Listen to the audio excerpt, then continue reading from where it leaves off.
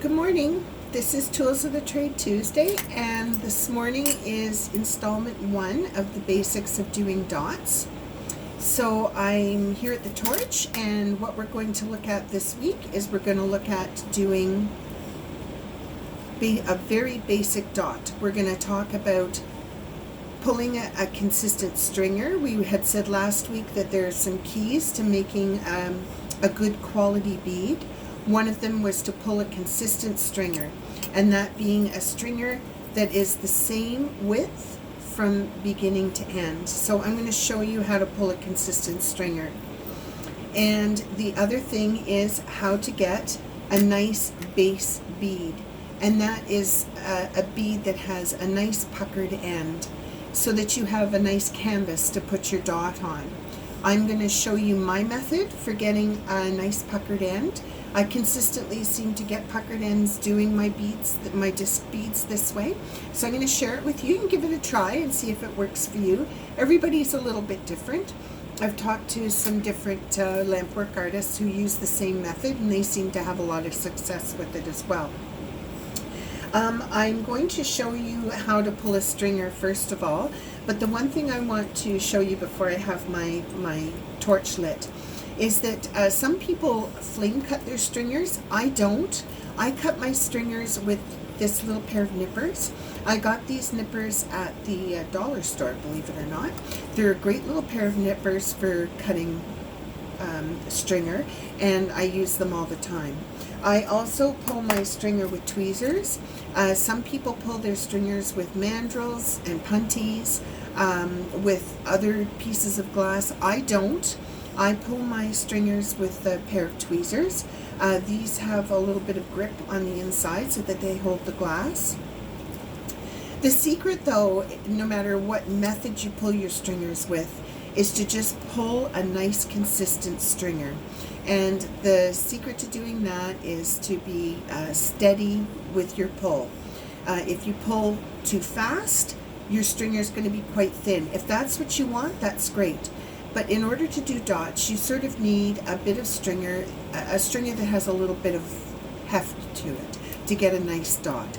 So let's get going. Let's start off by pulling some stringer.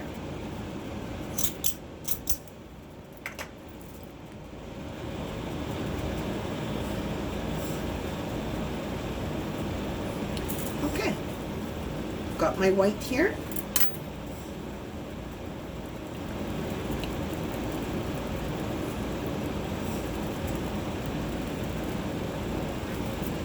Just adjust my camera a little bit. There we go.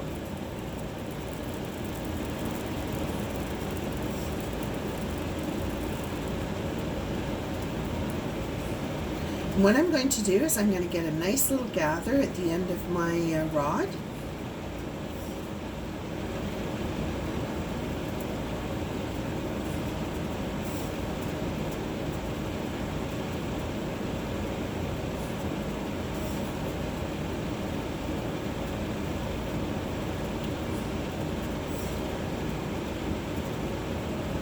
Now, in some of my previous Tools of the Trade Tuesdays, I know that I have posted a video on how to pull stringer, so this may be a repeat for some of you, but I'm just doing this as a continuation of some successful strategies for getting good dots.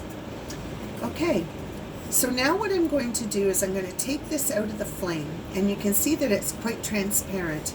I'm going to let it set up a little bit before I start to pull.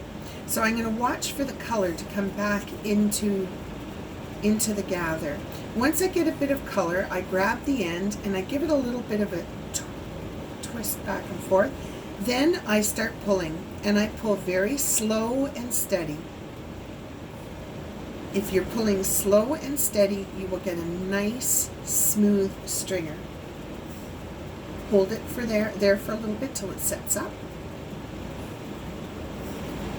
Let it go. And as I said, some people flame cut their stringers. I don't. I actually cut mine with my nippers, so I'm going to give it a cut.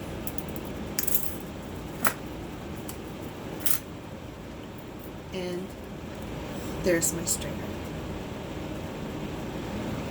Now, the other thing I'm going to tell you is there's a little trick.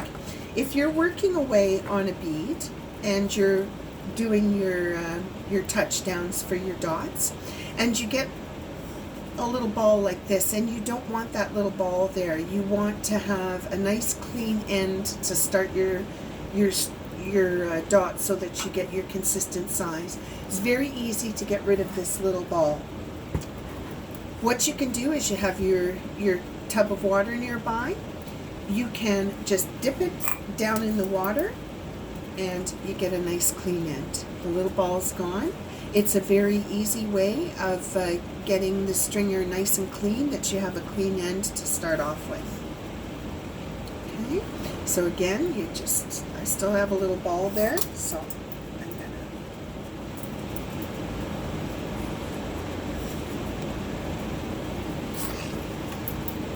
there we go. And you have a nice clean end. Okay. So the next thing that we're going to do is we're going to pull, or we're going to lay down your base bead. I'm going to use black. We were talking about using black and white, so my base bead will be black, so that I have nice contrast between the two. So the secret for me to getting nice puckered ends is that I lay down one initial footprint of glass. So my initial footprint of glass goes down, and then I use the corner of my torch marver and I just roll it on the corner of my torch marver. Then I begin to build my bead on top of that little flattened end. That little flattened footprint seems to be the key to having your ends nice and puckered. I think I've also mentioned in previous tools of the trade when we've done it that every single bead I make starts out on my torch marver. That's what I mean when I say that.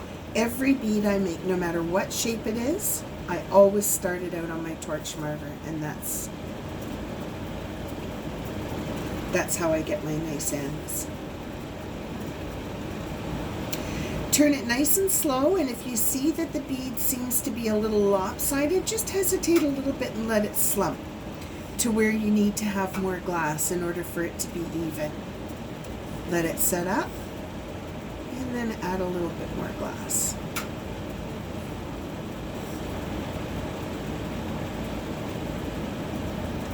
Slow and steady.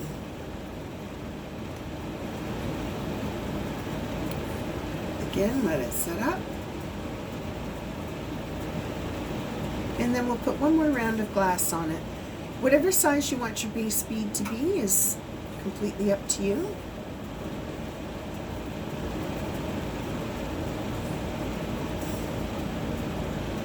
There we go. Okay, I'm ready to add my dots. So I'm going to let the bead set up, and like I say, I'm left-handed, so my dominant hand is going to be my left hand, and that's the hand I'm going to apply the dots with. So I'm going to switch hands and pick up my stringer, and I'm going to lower my flame. Heat control is essential when you're applying dots. And to have a great big flame, you're never going to be able to control your gathers. So always remember to reduce your flame when you're applying your dots. I'm going to put 4 dots on this bead. I have a choice now. I can either put a dot here and do a quarter turn and a dot, and a quarter turn and a dot, and a quarter turn and a dot, or I can do a dot. Just going to put this back in the heat. I can do a dot, turn it all the way to the bottom and do a dot, and then do one on each side. It's up to you how you want to situate your dots and what works best for you for your spacing. We'll start off with 4 dots. That's the easiest way to go. Okay, so you never come into your bead on the side. You never apply dots with your stringer like this. Your stringer comes down, your bead sits below the flame, okay? You insert your bead, you insert your stringer into the flame, get a gather, bring the bead over, apply the dot, come back into the flame to cut it, and out. So really the only time that your stringer is truly in the flame is when you're making your gather. So get your gather, come over away from the flame, apply your dot, come up and cut it, and one more. Apply your dot, come into the flame and cut it, and there you go. You have 4 dots on your bead. Now, if you find that one dot may be a little bigger than the other, or you say you look at those and they're not big enough, you can add another series of dots on top in the same color, and it will make your dot slightly bigger. Same process. And in the flame. In the flame. And this is what I mean about a rhythm, that you get a rhythm as you go along. Okay, so if I now melt these down in, it'll just become a bigger dot. See, it's now a bigger dot.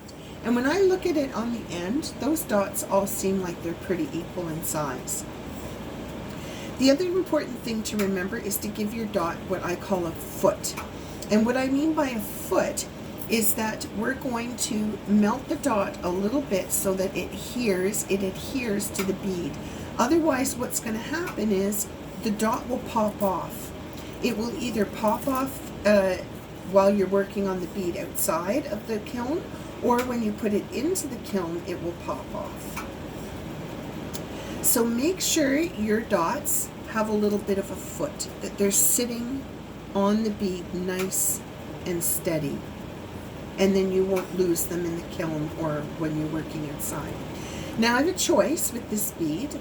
I can either leave it like this, or I can melt it in. I'm going to melt it in for you, so I'm going to bring up the heat a little bit. And I'm going to melt the bead, melt the dots in. Don't get too close to the candles. You want to control your heat. If you let the bead get too soupy, you're going to end up losing your nice shape, and you don't want to lose the nice shape after you've gone to all that work putting the dots on. So take your time bringing the dots in, melting the dots down into the bead. Also too, you'll notice this bead is slightly square. But the natural tendency of glass when it's heated is to be round.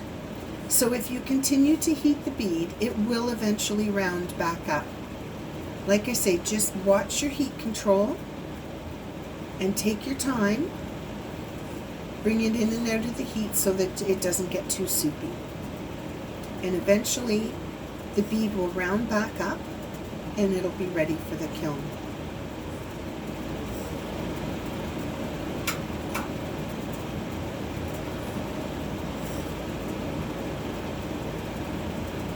And there you go. It's rounded back up and now it's ready for the kiln. Here are the dots as they're emerging back in from being heated. And that's as simple as it gets. That's how a basic dot bead. And every time you sit down and torch, my suggestion to you is to try and spend some time making a couple of dot beads, either at the beginning or the end of each of your torching sessions. Once you get that art perfected, we can move on to the next. And next week we're going to talk about doing a stacked dot. So we're going to work on applying that initial white dot at the beginning, and then stacking another color into the center of it to get this stacked dot effect. So tune in next week, and next week we'll talk about stacked dots. Practice your dots this week, and we'll see you next Tuesday. Thanks.